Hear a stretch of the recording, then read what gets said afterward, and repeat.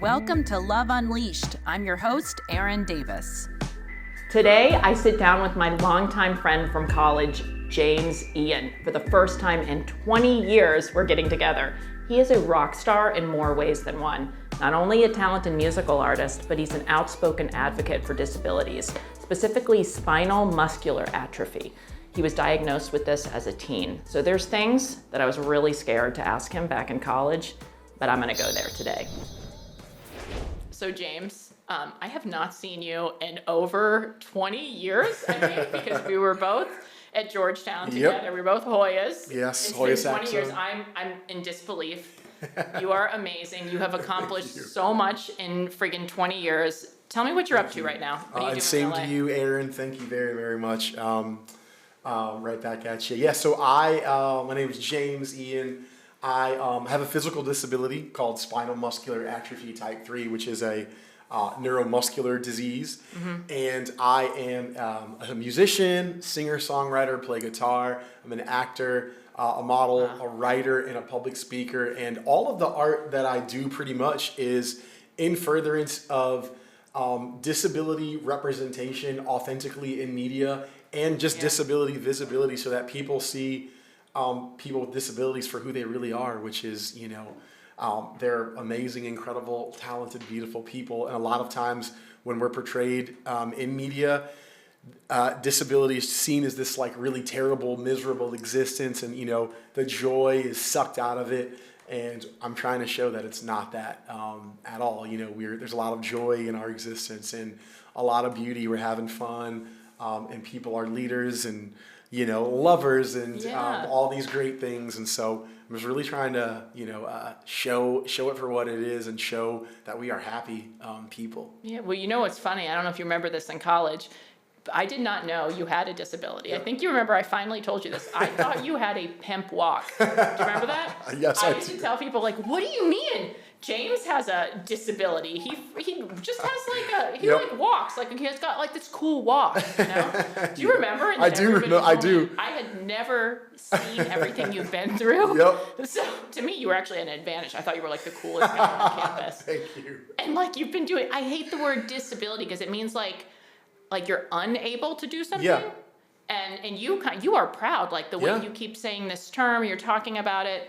Tell me what that's been like for you, like saying I'm a disabled person. Yeah. And has it held you back from certain things? It doesn't seem like it. Yeah.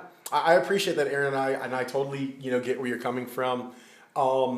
Disability, a lot of the folks in this community, in my community, we try to use it as, to make it empowering, that is the term.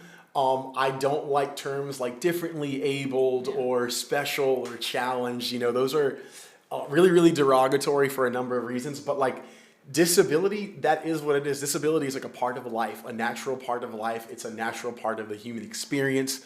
The vast majority of people will become disabled or will experience disability at some point. We were talking earlier about, my great friend and mentor and disability rights icon, Judy Heumann.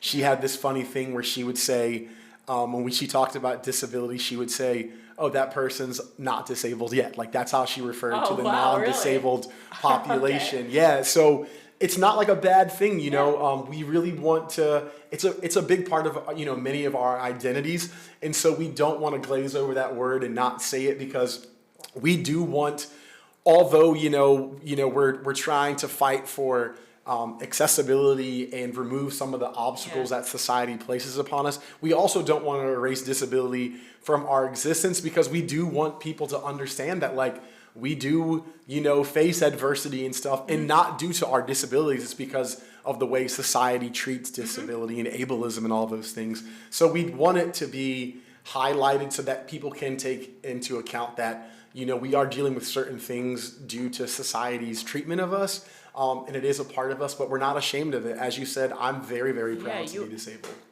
Tell me, and call me ignorant, I've never heard of your disease. And I feel like I've heard of a lot. Unfortunately, my dad is struggling with Parkinson's big time. I have a cousin with MS. I've seen a lot of neurological, I've seen a lot of muscular. I've never heard of what you've had. Will you tell me, when were you diagnosed? What were the symptoms? Like, what has happened? What's been your trajectory of this disease? Yeah, SMA, it's funny that you bring that up because it's considered a rare disease, but it affects 1 in 6,000 births. Oh. It's actually the #1 genetic killer of infants. There's no cure.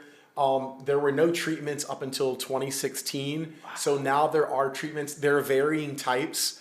With some people experiencing more symptoms based on the type. So like the lower the number, like types 1 and 2, they have more symptoms. Okay.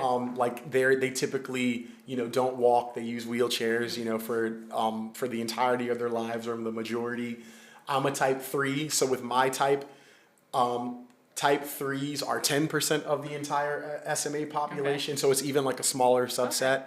And what happens in my type, typically they call it like adolescent onset, because people did not know I was disabled until my diagnosis, which was right before I turned 15. And what typically happens with my type is, as I was kind of like hitting puberty, I grew a lot one summer. And so puberty will kind of like exacerbate the symptoms. And so for me, I could do, and even when I knew you in college, like I could do things that I no longer can do because SMA is progressive. So right now, like it's hard for me to use stairs. Luckily, I'm sitting in a tall chair with you. I can't get up from lower chairs on my own. I can't run. I fall sometimes very easily, and I cannot get up on my own if I fall. It affects all the muscles in my body. So, at the grocery store, like I make multiple trips to the grocery store because I can't carry, heavy bags. So like it affects that. It affects dexterity, pretty much everything, So that's how it works. There are treatments now, so there's kind of a shift in as to how they classify the types of SMA, because with treatment, some people who have like a type 1 or 2, they actually, they function more as like a type 3 or something like that. So the landscape's changing, but that's kind of like how the disease, affects me. And over time, I will, probably, I use a wheelchair sometimes for long distances. I use a cane sometimes. Yeah, I've seen you with that cane. Yeah. You look great. Thank you so much. You have me fooled. I mean, you work it. You make everything look Thank you so awesome. much, Erin. I appreciate that. But so that's how that's how the disease affects me. It's a progressive, neuromuscular disease. Yeah. So my first question is really dumb. I see you are all inked up. I just got my first tattoo. Did you? I did. It was 14 hours. Nice. And I was, 14 hours. That's a huge piece. I know, it's huge. I love that. It was a cover-up of a regret when I was 18, much to my poor Jewish grandma's chagrin. But I did it. So I'm looking at this and I'm thinking, how did you get your arms all inked up? What did you go through with it? Was this extra painful to go through all that you went through? 14 hours. Yeah. So tell me about the ink story. Yeah, so 14 is a long time. This was broken up into like 4 sessions, but this was 12 for the right arm. But SMA, like I don't, I lose muscle and stuff, so I'm like very, very thin, skinny, like I'm pretty bony. And I feel like the tattoos hurt more on the bone. That's what it looks like. It hurt you. Okay. But like I have a really good pain threshold. Like my tattoo artist also, he's always like, dude, you're a rock. Like I just sit there and I rock it. He's often like, yeah, you last longer than me. Like I got to take a break. So like I'm good with that. But like when it hit like my elbows and stuff, the elbows were like, they were very spicy. And I was like, you are brave. That already tells me you've been through a lot. Okay. I mean, forget SMA. I'm like, damn boy, the 14 hours with me. I mean, I was reading a book. I was breathing. I was just trying to take myself places. Yeah. So you've been through, but that's the first thing you know. It's gorgeous. I don't remember all these from college. Yeah, but it's I've been getting more and more as I get older. So, but thank you. You are. Yeah, you love pain. I do. So tell me, for another thing, goes straight to my mind here. How do you date with a disability these days? We put everything out on dating apps. It wasn't, unfortunately, in college. Yeah. I mean, I love to date all your roommates in college. I just went over and I met people on campus, right? And we would hit it off. Yeah. But now these days, there's all these filters. We've got to show who we are on a dating app or online. Do you use them? And what do you say? What do you... Yeah. I have in the past. I sometimes use them, not like a ton, but like, I definitely do. Yeah. I'm like very aware. I definitely put my disability out there, because I think in the past, like all the work that I do, right, there's this like general dehumanization of people with disabilities, right? And along with that dehumanization comes like a desexualization. Like people think disabled people don't have sex, they don't have romantic relationships, they're undesirable. Like that's the societal like kind of viewpoint, and that's what has been typically what we've seen in media. I'm trying to dispel all of that with all the things that I do. So, as a disabled person, I throw my disability out there, whether it's on an app or in real life, and like straight up, like I want you to know that I'm disabled. I want you to know that I'm proud of it. And if you don't want to be with me for that, I for sure don't.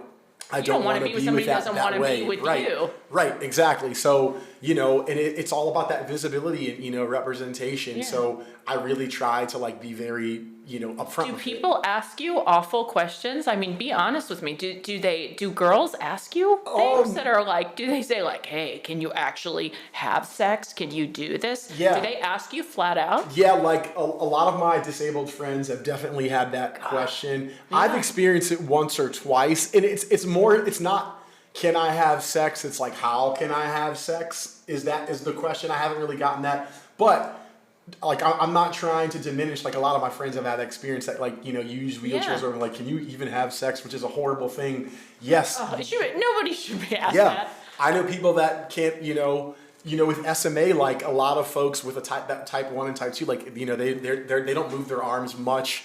Or they can't move their arms and things of that nature, or their legs, like they have to be positioned, and they have sex. They get someone to put them in the position, and they do their thing, I can think of a lot of different ways to have sex where you don't have to use your arms. Yeah, and there's tech out there, so it's like, it's a dumb question, but yeah, people have definitely, asked me that. And I remember when I first got my diagnosis in high school, like, did you ask that?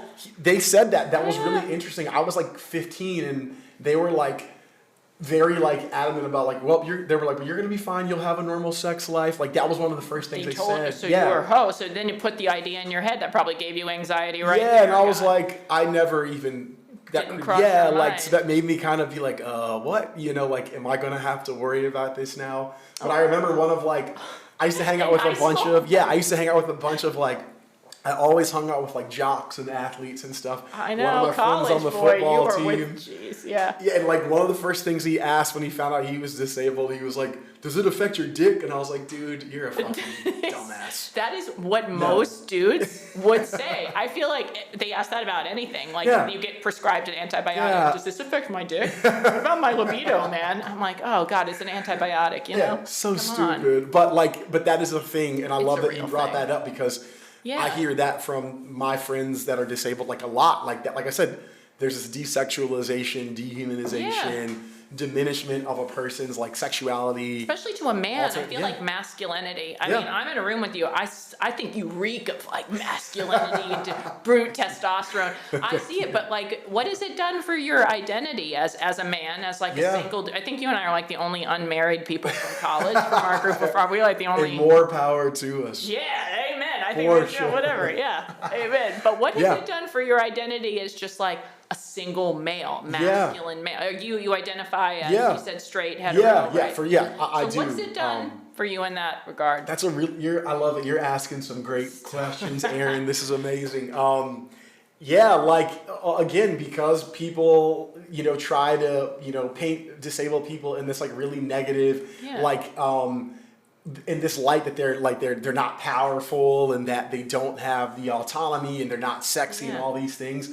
It definitely, when I was growing up, all I saw were these like really horrible portrayals. And so like, even though my experience was not that, like I was always really popular in school, like I said, I had tons of friends, hung out with all the athletes. I played sports up until I couldn't, I did fine with dating. Like a lot of girls in high school liked me. Not trying to be arrogant, but you never did. Thank you. But I also want to I do want to show that side of disability. We're out here dating, living it up, having sex, all that stuff. But when I saw those portrayals, I internalized the ableism that I saw a little bit, and I was like, I went through a period where I was like, will friends even want to be my friends? Will girls want to date me? Will it be hard to date?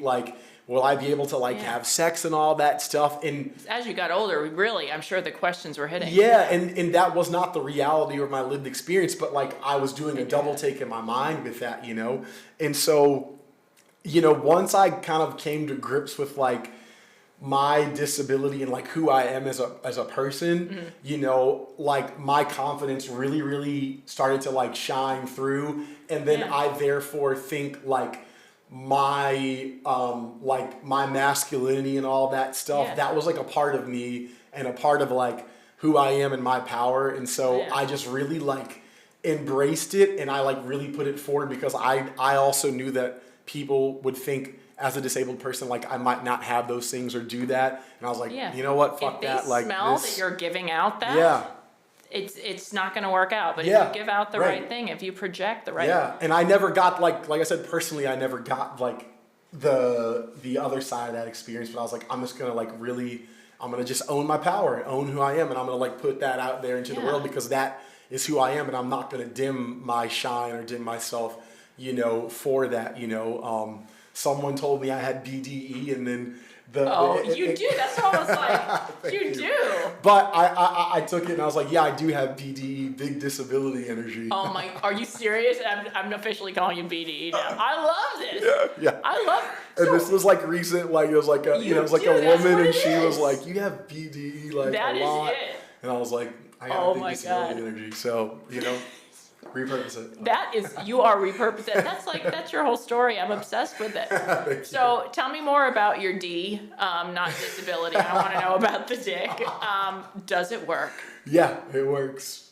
So I've been told it works. You've been told? Yeah. Boy. So I've been told it works quite well. So because you know what's funny? Like I work with a lot of male clients as a dating coach. Okay. And they get dick anxiety no matter what. I mean, one bad night, like one whiskey dick night, right? And then they have anxiety forever, and it just doesn't work from that point on. And they come to me, we go to urologists, they have to go get on medication because the anxiety is huge. Yeah. So have you overcome, and this is anxiety from whiskey dick. Yeah. Have some one bad night where they drink too much and it doesn't work, and they are forever unable to overcome this. Right. But you, to me, the anxiety, you were almost given anxiety in high school. Yeah, like, exactly. Before you ever even knew what to be anxious about. So do you have any anxiety? Like I feel you must. So how do you deal with the anxiety both for your D, but also for the other D? Yeah. Like, how do you cope with anxiety in both regards, sexually and like, you know what, Erin, I don't have have anxiety when it comes to like sex and my dick and all that stuff. Right. I don't have it. But when I was kind of like going through that period of like the questioning and just figuring out who I am and, you know, who I am as a disabled person and how that fit into my life, I for sure had that, you know, like I remember because I'm like really thin and stuff, I definitely had anxiety about like being naked. My thighs are really skinny. And that was like the huge hang up. I was like, I'm so nervous to like be naked as like a, you know, before I was having sex and stuff. Yeah, like naked no matter what. Yeah, but like my thighs and stuff that was like the big issue. But then like once I started having sex and stuff, I did not care. When did this happen? When did you start having sex? Oh, that was like, you know, teens and stuff, you know. Teens, nice. But like it wasn't until we were in college for me, so I was real late. No. Okay, so it didn't stop you from getting started early. No, not at all. But like, But like once that kind of happened, it was like that was gone away, you know. Like, and I didn't have anxiety with that, you know. I like. You know, I grew up listening to like R&B and stuff, so I always had like, you know, the love vibes. Like, I feel like I tried to like put those out there, keep it sexy all the time. So it's like, you know, so that was like not an issue. I've never had like anxiety or anything like that, you know. So how many relationships have you had? A very serious relationship? Oh yeah, been in one? For sure. Yeah, I've had a bunch of serious I've had a good amount of serious relationships for sure. Awesome. I've also had the other side of like casual, very casual. I've run the gamut with my dating and stuff. And I want to know the approach to each. So like with a serious relationship, how did you meet some of these partners? How did you go about the disability? How did they treat you? Yeah. And then like how's the sex? You know? Yeah, for sure. it was, those were all organic, I would say, nice. like meeting through a friend or something. I met one, I've met people like performing music and stuff, met women, in music and whatnot. I'll say like, so two of my like, last most recent serious relationships. One, I met her, I was living in DC, I met her at a party, and my friend who's like 6'5", like super tall dude, he went up to talk to her. Oh, nice. Wingman. He fumbled that big time. Oh, God. And so then I started talking to her, and we like hit it off. And I think we started talking about like everything. The first night I met her, like my disability, all that stuff, it's never been an issue where someone was like, I don't want to date you, for that. And so we hit it off. She was a lot younger than me too, and so maybe someone might think there might be some qualms with, that people can be so much more open. Yeah, about for sure. learning and about taking experiences. And she was like phenomenal. We had a great relationship. Sexually it was like, fantastic. Awesome. She would always be like, oh, I'm like, I have like a very strong appetite for sex, and so Amazing. It was great. And we just talked about stuff from the very beginning, So that was great. And then another one was I met another. She was also a lot younger, and I met her through a friend at a party. We you hit and a it. younger lady. It's very. Nice. I'm at the age now where it's like I can do. Yeah. My range is like, it's pretty broad. It's broad. They're almost all younger now these days. We're getting up there, aren't we, Right, James? right, for sure. Okay. But it was, I met her at a party. We hit it off, went out on a few dates. This was during the pandemic, actually. And we also just like talked, like she knew that I was disabled the very first night that I met her. I think she was actually like dating someone else. And, we started kind of like liking each other, and she was like so kind and generous. She's like, I want to walk you downstairs. I'm so sorry you got to deal with the stairs. Wow. All this stuff. And then when we started like going out, she was just really, really good about it, you know? And again, the sex in that relationship was like she was a therapist and stuff. So we really had like a lot of open dialogue and stuff. I think that's key for everybody, whether you have a disability or not. Like open communication, even more important for you, but just as important for everybody else, honestly. 100%, yeah. So, okay, why did you break up with all these ladies? The one from that I met at the party when I was in DC. It was distance. She was living in DC. I was on the West. I moved. That's a lot. I met her right before I moved, and we tried to do it. We went for like a year and a half. We even broke up at one point, but it was like she was going to stay in Boston. I wish you hired me. I would have saved you. I know, right? I know. In the long distance. I know. And she was like great. It was this distance. And the other one, it was just like she was kind of figuring things out with her life and didn't really know what was, like she thought she might be moving away from LA and stuff. And so but we got along like fantastically. And like she would even text me after and be like, I miss you and, all that stuff. And since we are talking about sex too, like she was like, the sex with us is like, she's like, it's so intimate, like I'm really gonna like miss that, And so I only say that just because I'm trying to make disabled people sexy. Yeah, make it bring sexy. Back. And people know that we got it popping, But so you do. No, this is amazing. I don't feel like there's enough voices about the sex side of disability. Yeah. I mean, there's not. There's not. And like that. I'll go there today. You are gonna. We're gonna go there because now you just gave me the sweet, wholesome little serious relationship with the therapist who walked you down the stairs. Now I want the dirty. I want the like you said, the other side. You said I've been there. I've done the casual things. Yeah. I'm seeing so far you've been meeting them in person organically, so it's just who you are is out there. Yeah. But how do you get the one night stands? Also, just give me some general advice on how to tell people how to pick up people quickly these days, disabled or not. Yeah, I just always am myself. Like I never like put on a facade. I'm very like vulnerable. Like I talk about my disability from the get-go. Like whether it's one night stand or a relationship. But like me. But the one night stand stuff, I'll bring it up. I've fallen down in front of women and we've gone back and had a one night stand. Like that's happened a ton of times.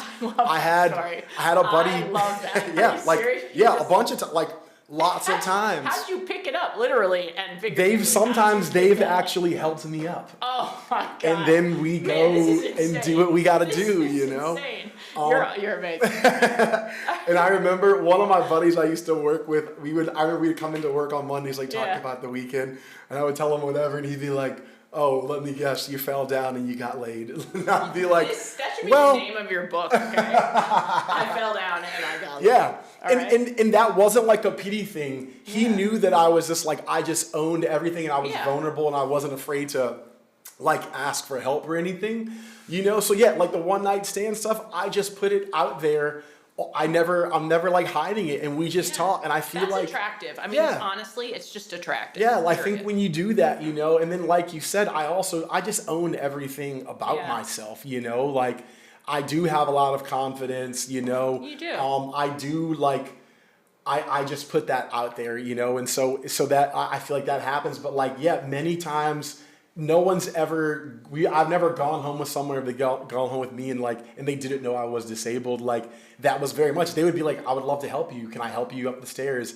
Can I help you whatever, you know? Help you whatever. Yeah. Have you ever tried anything crazier with a one night stand just to test yourself to see if you can even do it?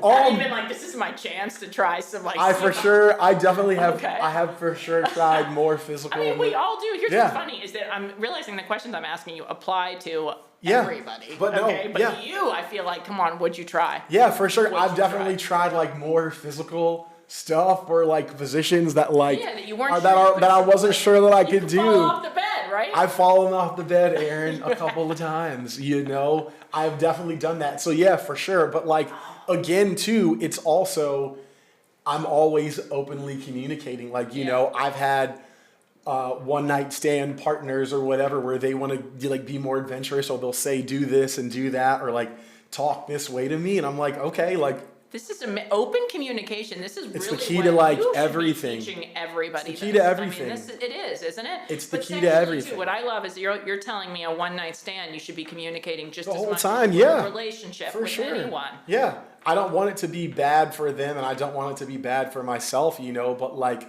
I am like a very giving person, and so I want them to like, you know, orgasm and for it to be like the best that it can be. And so like I ask the questions. I'm like, what do you like? What do you want me to do? Like, I'm going to do that. I always do that. This is amazing. And you know? you tell them what you are. Right?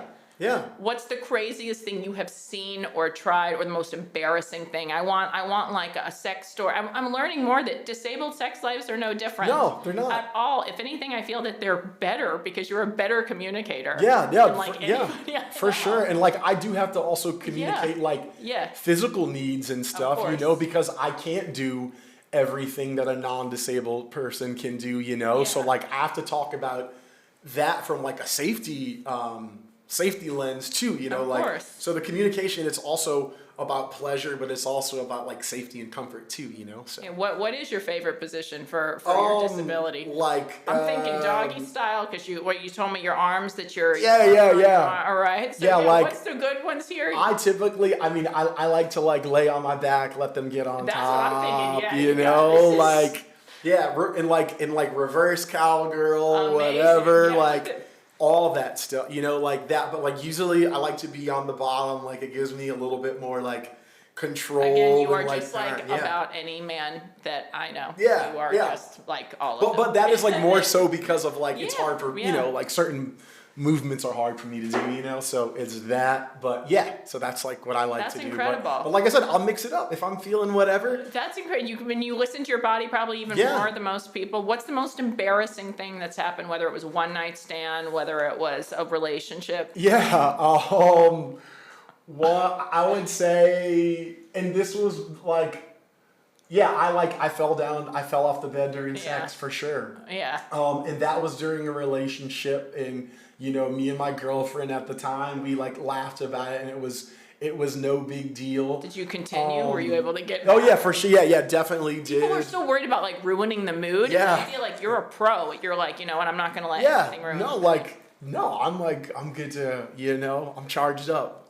let's go. We're doing What? it. I feel like you're Superman. Though. Like, what are your fears? What are you scared of in dating now? Are you scared of it? The way that the world has transitioned so much online. It's like the way we portray ourselves. It's so one dimensional these days. Yeah. And you're such a man of like, to be in a room with you, like your energy. So are you worried about online dating, or are you just like, you know what, I'm owning it? Or like, what are your fears now in dating? No, like I honestly, Erin, I don't really have any fears. I don't really have many fears. That's amazing. In like many ways, because I've just had to like navigate a world that really tries to bar me from shit like all the time. So like I have gotten very comfortable at like getting creative and doing whatever so that like I'm fulfilling my dreams and all that stuff. But like with dating, I'm like I said, I'm like very confident. Like I haven't had those. Like I said, no one's been like, oh, I don't want you to, whatever. I've had a great sex life, like beautiful partners and whatever, and like very varied too, So like, I feel like when it comes to that, I have a ton of confidence in that area just because I've done this the whole time and like communicated and, so I don't really have any fears, even if it was online, like. Yeah, I think it comes off well too. Right to you anyway. Right. Yeah. I say this to everybody. Like I have clients that are self-conscious about their age, for example. And I'm like, you don't want to be with somebody that doesn't like your age anyway. Yeah. Like be with somebody who wants to be with you. So the fears in dating, no matter who you are, they're there for not everybody. At all. And like I feel like of all people, and look at you, you're like. I mean, and so you've also translated it into your professional and like your music. Mm-hmm. And so tell me, how has it taken off with your music as far as like physically, can you perform music? Yeah. I mean, if you can have sex like you're having, this is great, but the instrument can't lay on you while you're down on your back. Right. So how's it been working as the rock star? Yeah, thank you so much though. And that's a great question. I mean, my body has changed over time, where like it is harder to like play guitar and stuff sometimes. So I have to be really creative with how I do things. I have a bunch of gigs coming up next month in New York City. And so like, I have to figure out, I just have to adjust and I have adjusted. Like, I know I position the guitar a different way. I take breaks, whatever it is, I get the job done. I can still perform.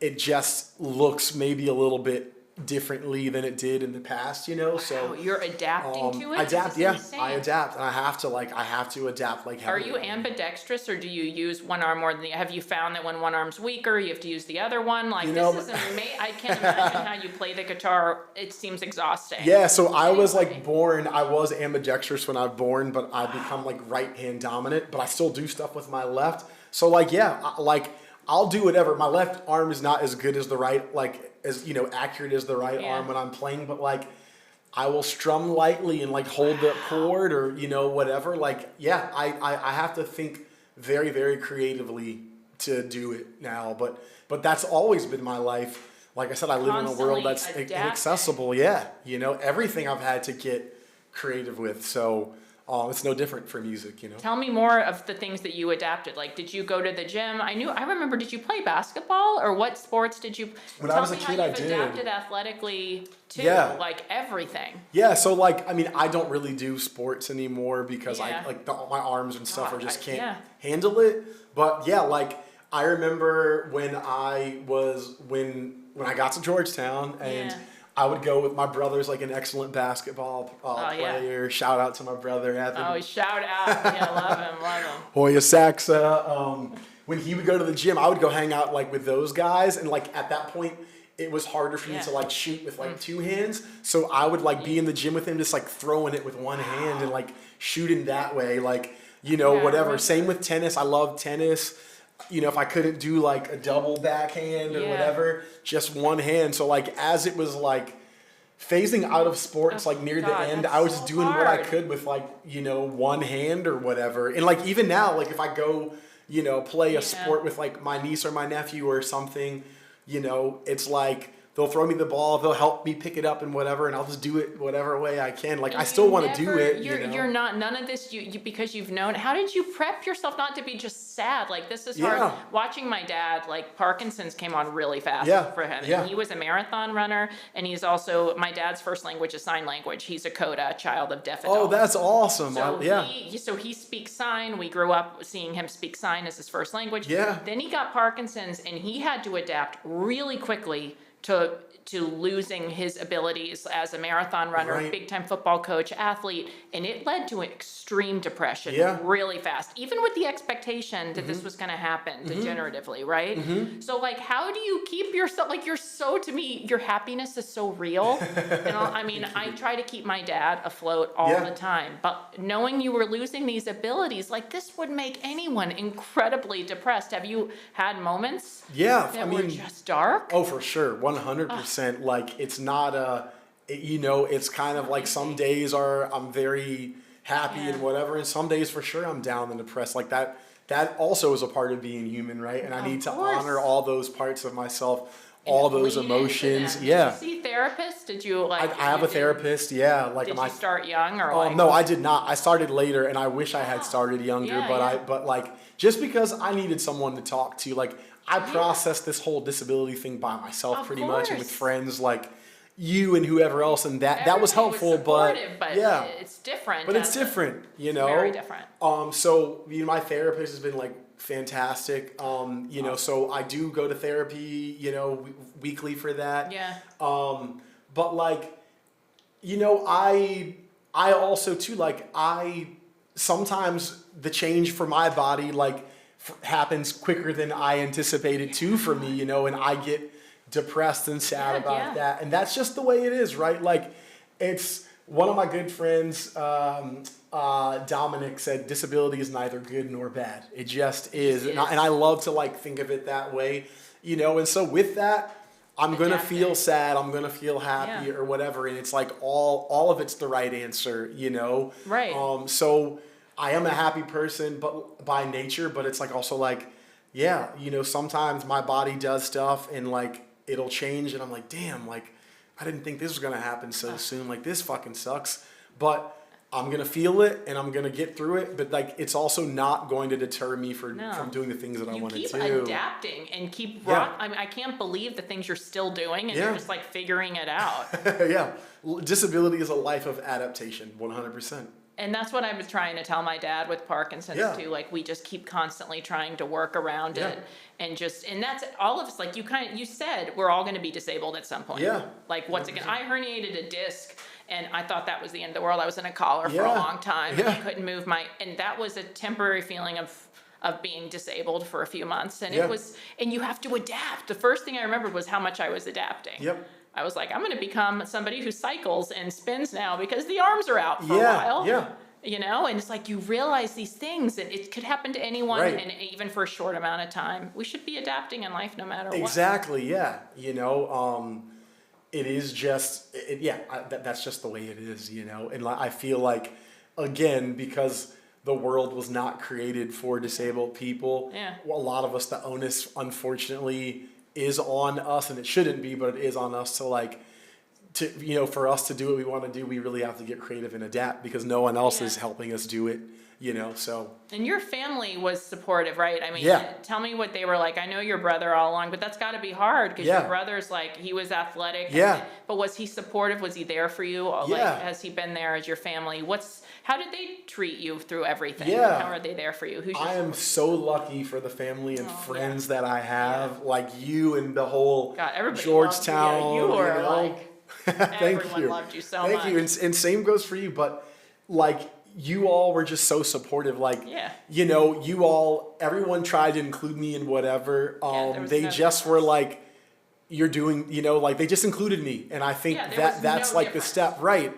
And, and if I have to make adaptations or whatever, accessibility, I felt comfortable in saying that to you all. But my family and friends were like so supportive. My family was always like, you want to do this? You want to act? You want to be a musician?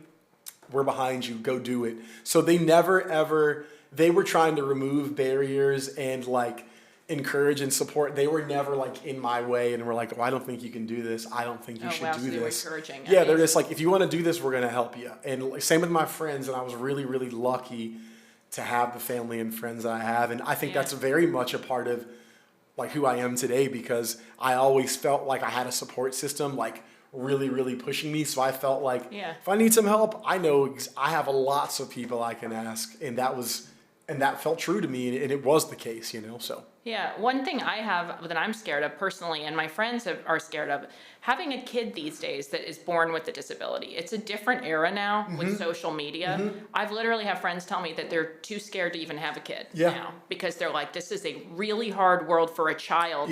And you were just past that social media generation, as like a teen. I know I was, because we're the same age. Exactly. And so like, we didn't have that. I was bullied ferociously in middle school, and I transferred. This is before social media. And I was 50 pounds overweight. People attacked me all the time. Braces, glasses, acne, you name it. And I transferred schools. It was so bad.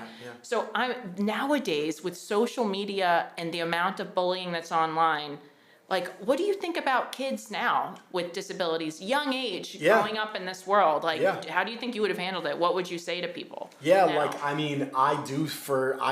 I see horrible comments about even my disabled adult friends, but definitely sometimes with kids, and that's just the nature of it. It's who knows if these people are even real on the other side. I know, that's the worst part. But they don't know as kids. Right? They hurt. And I think it's horrible when people do that. It's like atrocious. But I also too think like social media has been like a cool, empowering tool for like kids, because it's allowing them to see like other disabled. Yeah, you're all over. I love the image you've put out. Thank you. It's very genuine, but now people can find that too, and hopefully that combats. Thank you. Like when I didn't have that growing up, I didn't have a person to look up to that was disabled doing what I did. So now there are kids who can see that, and be like, oh, there's a path for me to do this. But then there's also like a really cool community, and like some of these kids are doing like they're starting their dreams really, really young, and they're doing acting and singing and adaptive sports and whatever else, and that's super cool. So I think from that side of things,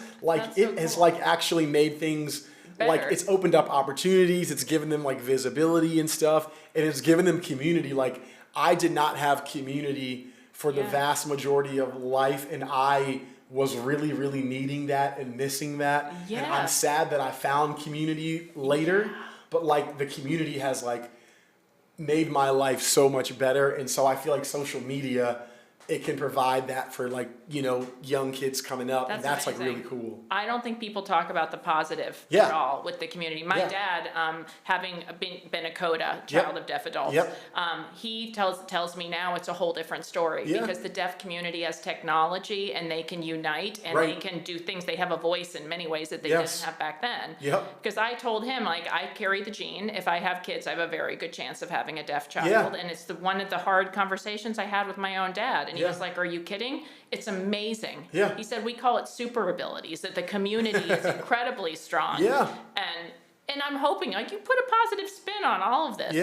I have a lot of deaf and like hard of hearing friends, and they're like doing like the coolest stuff in the world. Oh, it's a really good time for a lot of, you're showing the good to what has happened in the world with disabilities. And I want to do that, because we don't get to see that. Like the media is like not showing that, and so I think that's really important. But like if there's a community out there, there's just all sorts of for everyone, like you can thrive, and I love that. And it's really cool to see people from like all of these communities and stuff like really like doing that. And so I like, it makes me really, really happy, and it gives me a lot of hope for the future. And I feel great about like the next generation coming up, because like they're like I said, they're starting young, and they're like doing all this really cool, incredible stuff, and they don't have like, at least to me, it doesn't look like they had the internalized ableism that I have. Like they don't have some of those fears or like anxieties about that. They're just like, I'm out here, and they're like showcasing it, and I'm like,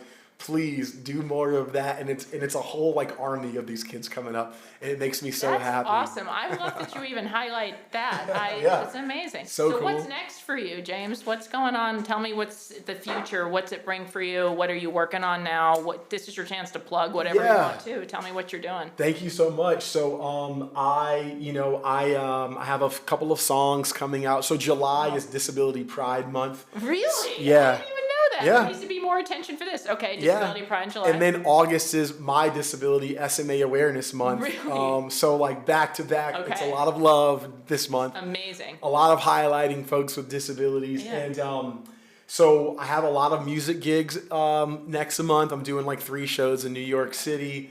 I have a few songs coming out that I'm releasing. One should be on July 12th called Remember That Time, which is really, I'm very proud of it. As an actor, I was just in a short, so there's a thing called the Easter Seals Disability Film Challenge. That just happened in May. I was in a short film with another person with SMA, the actor, her name's Salson Zachariah.